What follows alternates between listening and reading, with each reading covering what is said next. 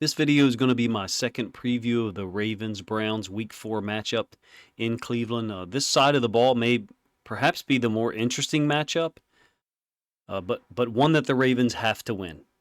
Do we have to win it via third-round KO, our defense versus their offense? Do we have to win it via clear split decision?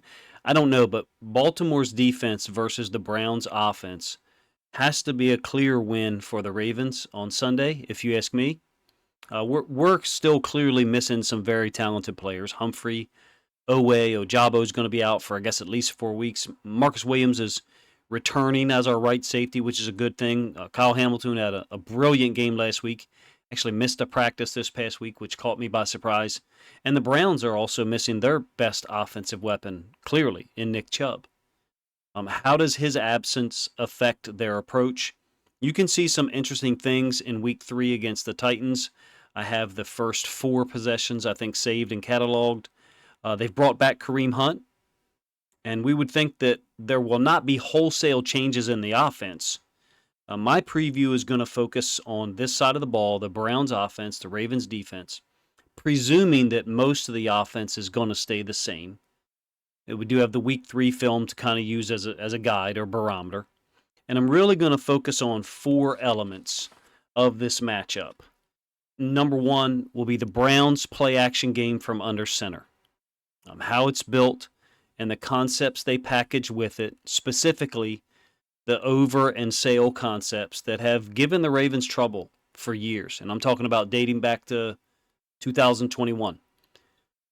How the run game and that under center play-action game complement each other. And you can imagine how removing Nick Chubb from that equation changes the balance, clearly. Can the Browns still find 3 or 4 completions per game off the play-action boot stuff? Can Watson get 1 or 2 times where he's able to get outside the pocket on a play-action boot and generate an extra 3 or 4 first downs that maybe they wouldn't have got otherwise? That'll be element number 1 that we cover, and we'll show film. This is really cool. Whether you're a Ravens fan, Browns fan, whatever, there's some real attempts at trickery by the Browns. Even before Chubb got injured, you can see him in preseason, and I'll show you one of the plays from preseason. It seems to be somewhat of a focus to complement their base plays. We know the Browns, they've got a really nice 11 personnel group. They run some 13 personnel. They do a lot of jumbo personnel. We saw some of that last year. Jumbo is when there's a 6th offensive lineman on the field, and he's eligible. I think I'll show you one of those plays.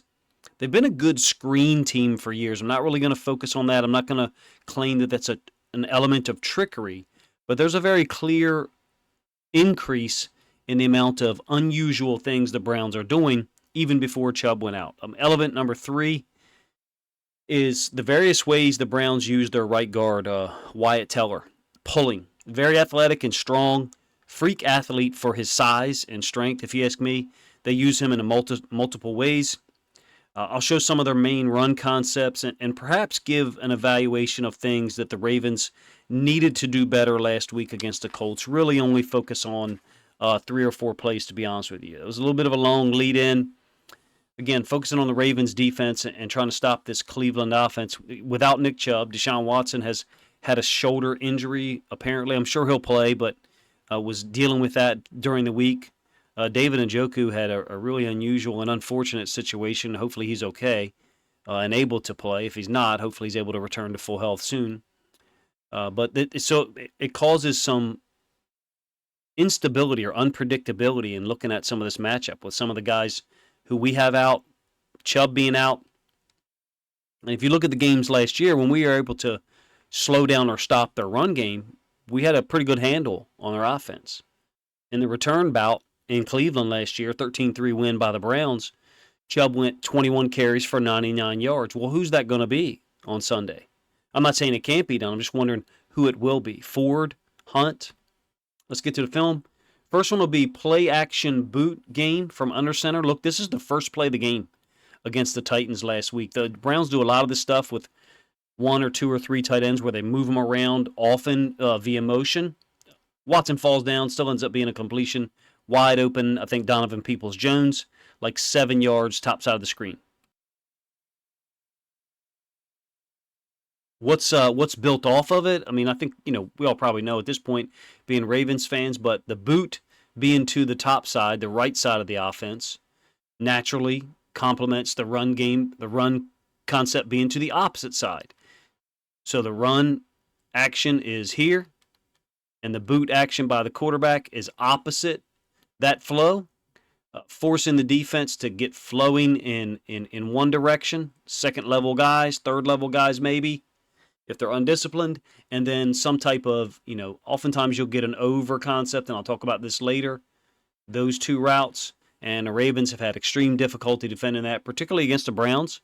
I'll show you one play from the Minnesota Vikings, Justin Jefferson, touchdown on a third down in 2021. Those play action concepts we've had trouble with. The very next play is another play action boot. It's a weird timing. Again, there's a bunch of motion, obfuscation. Elijah Moore, number 8, is lined up really wide to be running what looks like a hide concept behind the line of scrimmage. And you can see he gets all jammed up with the running back. Watson has to, boot out to the right, the top side of the screen. Elijah Moore should be there out into the flats, but he got all jammed up. Kind of weird timing. I said this in our Discord. Some of these plays look a little off. Not that they're, again, the Cleveland Browns have too much offensive talent to not smooth some things out over the course of the season. And they're 2-1, very easily could be 3-0. But this is a little far away, I think, for Elijah Moore to try to be running behind the offensive line and get out into the flats here, essentially creating a hide concept with a Z receiver and some type of clear out route to the top side, I think, by Njoku.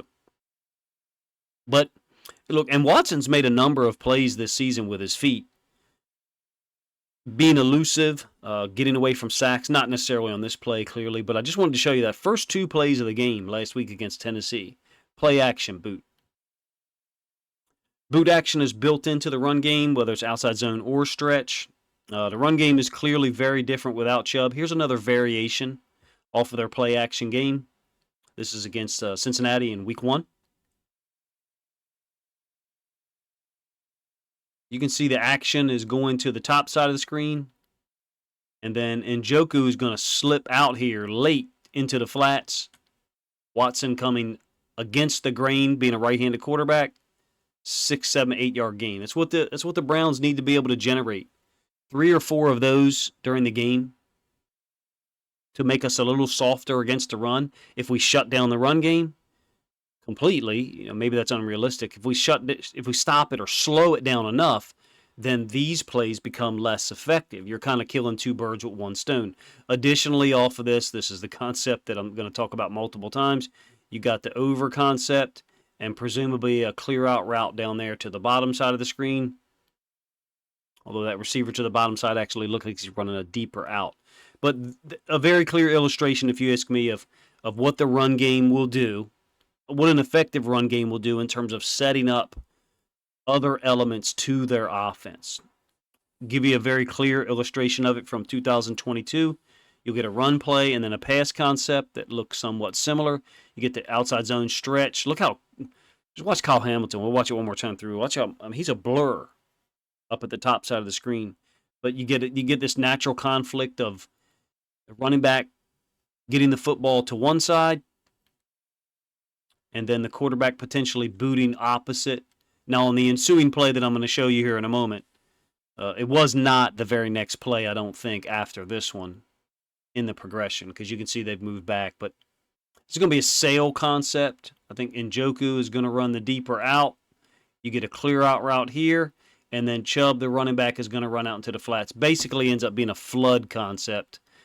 2 receivers, a high-low to one side, and a clear out route. Marlon jumps down on the sail, the out by the tight end, and you can see Brissett has not thrown the ball yet. He's reading Marlon. Marlon jumps this, so he's going to go up top. 55, 57-yard gain to Cooper from Jacoby Brissett, who's since moved on, obviously. We've had trouble with the sail concept, the over, Yankee concepts, whatever you want to call them. Off of the play action, we've had difficulty with those things many times. The next one I'm going to show you is from 2021. If the run game gets going for the Browns, these are the types of concepts that would be like a left hook, where the run game is the jab, and the straight right. These will be like the left hook. I mean, 55 yards. 3rd and 7, 2021 against the Vikings. You're going to get the same concept. It looks like somebody's trying to communicate pre-snap. You're getting that, and I think Marlon takes the deeper out again. Whose fault is it? I don't know. You can play it different ways, but in any case, it's 3rd and 7. I think I think Marlon was looking for Jefferson to run like some type of out route, so he's ready to jump it, and we're not ready to support as a safety. These are the things that we've had difficulty with when we've had trouble stopping the run. Stopping the run first would go a long way towards making these things less available, as long as we're not allocating so many resources to stop or slow down the Browns' run game. That's the game. Run concepts to one side and play action boot opposite of it. Let's talk about what the Browns have done so far this year. That's been their game, with Chubb. Look, week 1 against the Bengals, 206 rushing yards in their win over Cincinnati.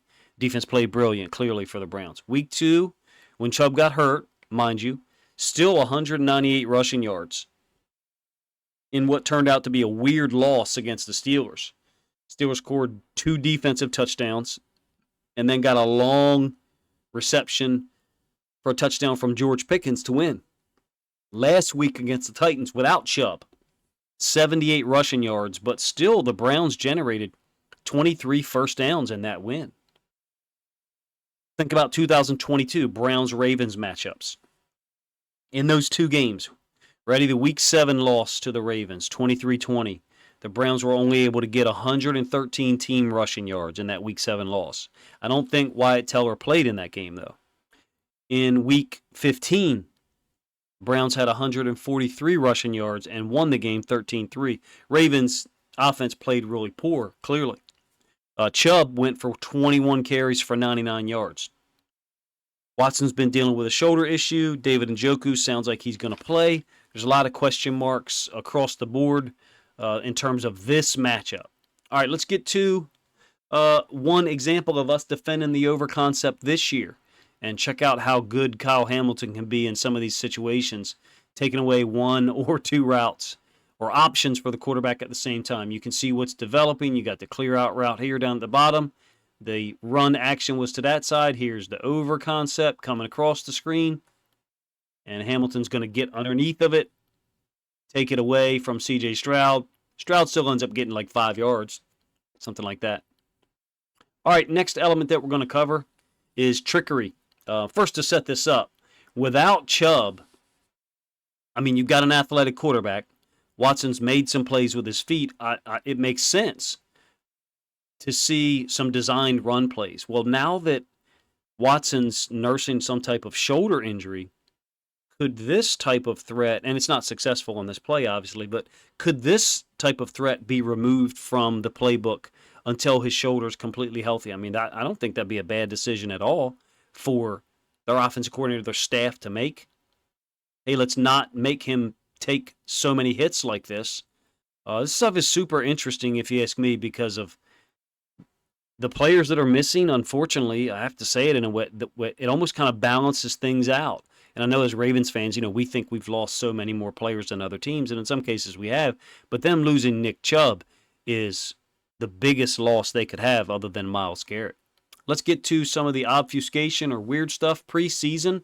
Watson is offset as running back to the right, and a running back, I think it's number 20, is back there as the quarterback. It looks like Watson's still doing the cadence. Fake the sweep to him. On the sweep path, the running back keeps it. Again, in the preseason with some of your starters out there. Really interesting.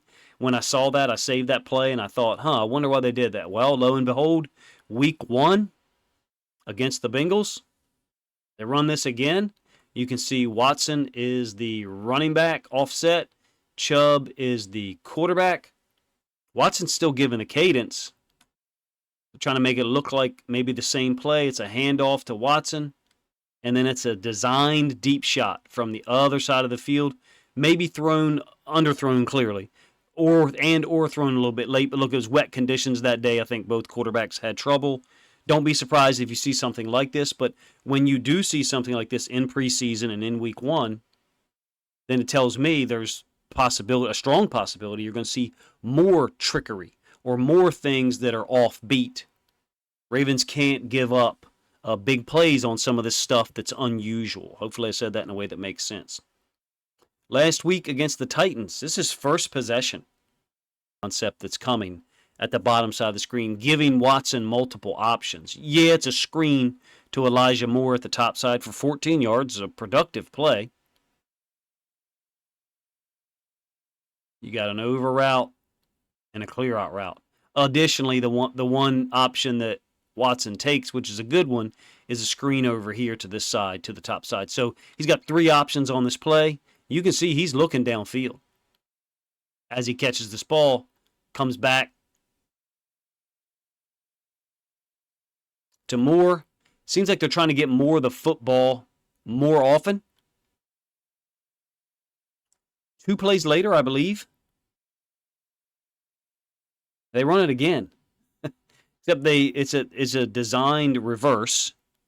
So they're committed to, if you ask me, making you defend some unusual things. A reverse isn't unusual necessarily, but a reverse that you've run after a reverse pass, I would say that's a little unique. Indication to me maybe that they're looking at things a little bit differently this year, even before Chubb's injury.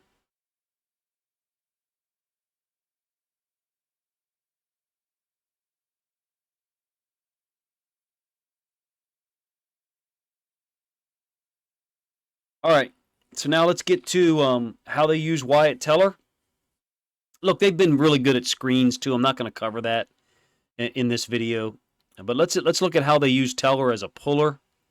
He's the right guard. I mean, why not? He's huge. He's athletic. They use him in a lot of one-back power stuff. I find Njoku to be an underrated blocker as well.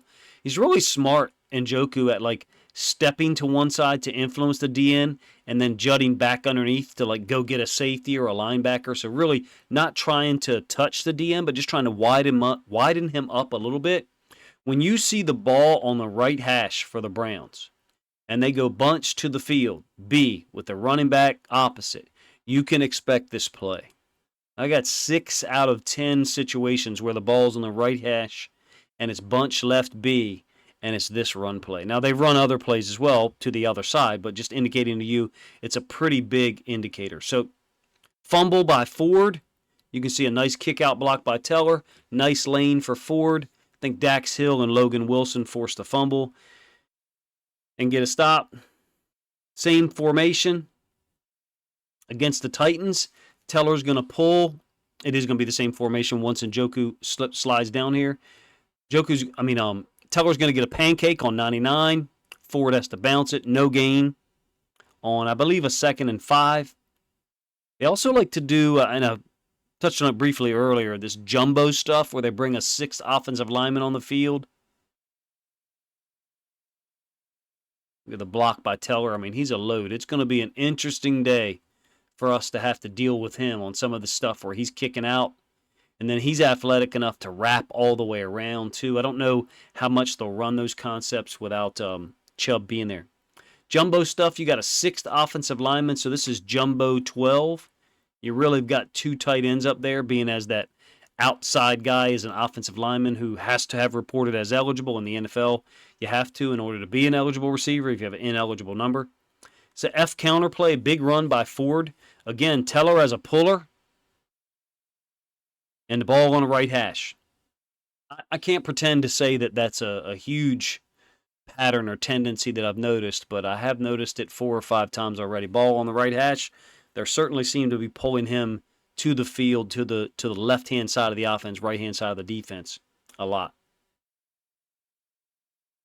Here's an example of him pulling into the boundary, I believe. They love to motion these tight ends back into the backfield. This is power lead.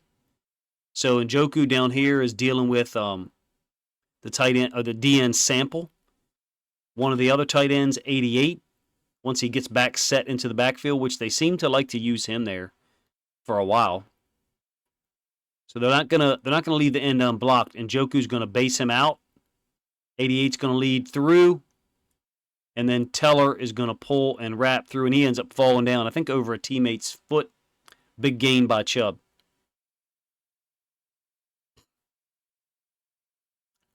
I feel like when you see stuff like this, the very next play or very soon thereafter, you're going to get the same look, and this is the very next play, by the way. You're going to get the same look and the complementary play that goes off of it. Now, this ends up being incomplete, but this is me showing you the virtually the same look by the offense, one being a run play, the next one being a pass concept.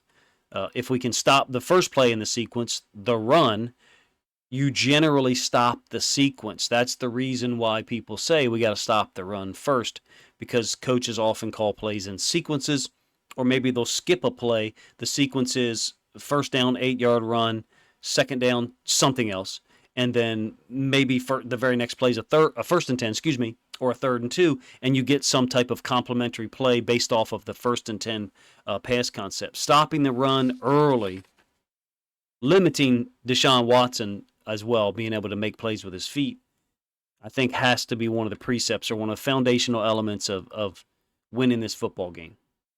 All right, a concern that I have here is the amount of big plays given up. I think we played a pretty good brand of defense last week. We seem to be giving up big plays, though. 24 yards to Zach Moss on this run, 25 yards to Moss on another run, 23-yard catch to Alec Pierce that I'll show you, 17-yard touchdown pass to Moss against Queen.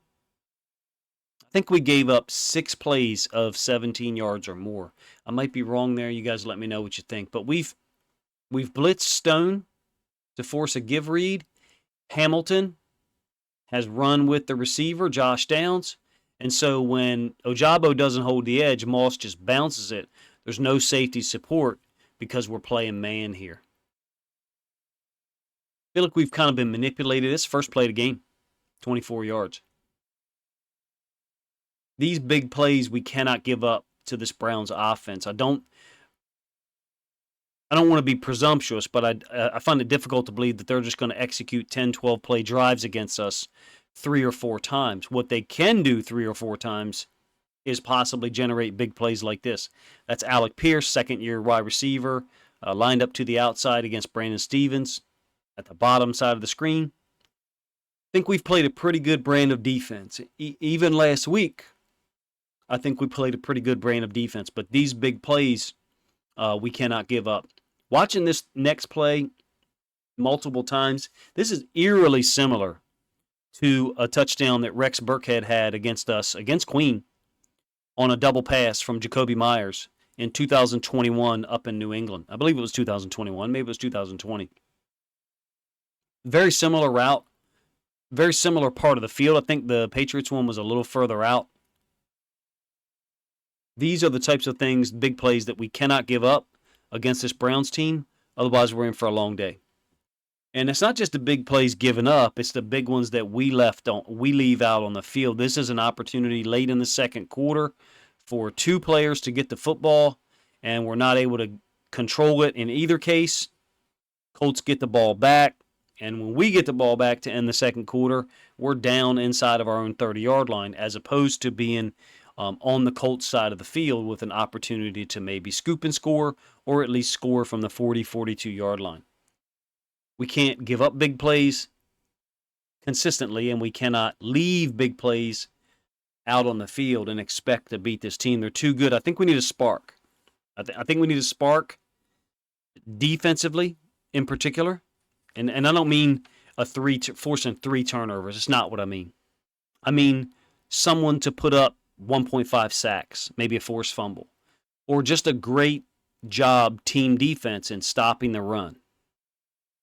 Look, our offense can't turn the ball over and expect to beat them, regardless of how we play on defense. We can't keep putting the ball on the ground, whether it's a running back, whether it's quarterback, whether it's receiver, whoever it is. We can't do that and expect to beat this Browns team at home, regardless of whether they have Nick Chubb or not, or whether Deshaun Watson is 85%, 95%, or 100%. We certainly can't give up trick plays, nor can we give up 4 or 5 chunk plays of 17, 18 yards or more.